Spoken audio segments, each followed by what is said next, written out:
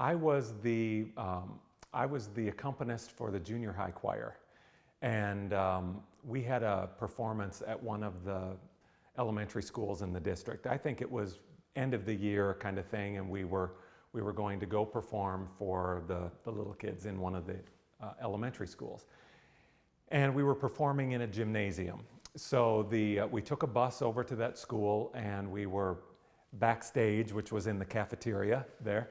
And the choir director was also my piano teacher. It was my second piano teacher at that time.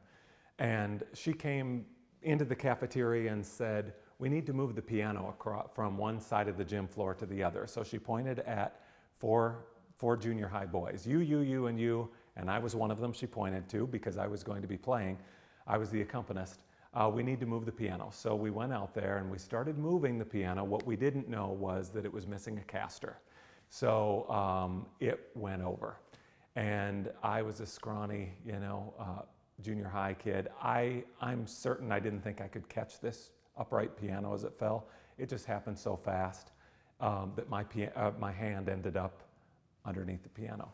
And it crushed badly 2 fingers in my right hand, and it affected a couple others as well.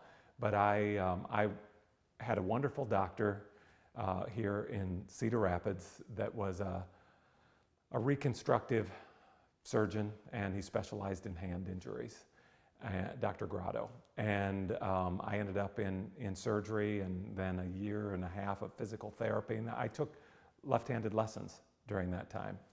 And I was really determined because at that point I already knew that piano was what defined me. And here I had this accident and a piano did it, and I had this injury.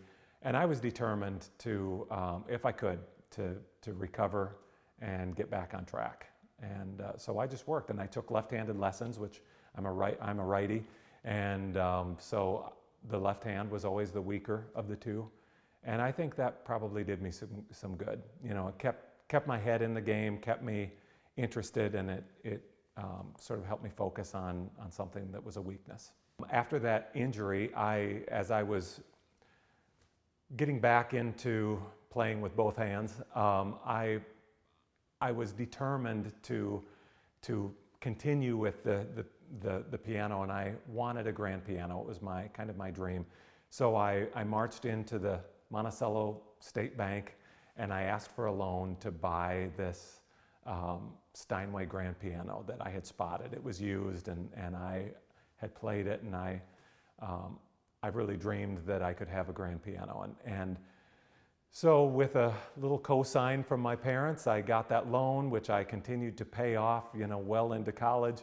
But that was a big part of those high school years as well, was continuing with my piano studies, and I just love being involved in everything that the kids are, and family was a big part of it as well. And growing up in the country, we grew up on a farm, and I was involved in all the things that happen in rural living, chores, and that all of it contributed to who I am, and I think going back to the grandparents that needed my help, and the piano teacher who was elderly, and growing up on a farm, and we have so much to be thankful for, and things that make us who we are and shape us into the adults that we become.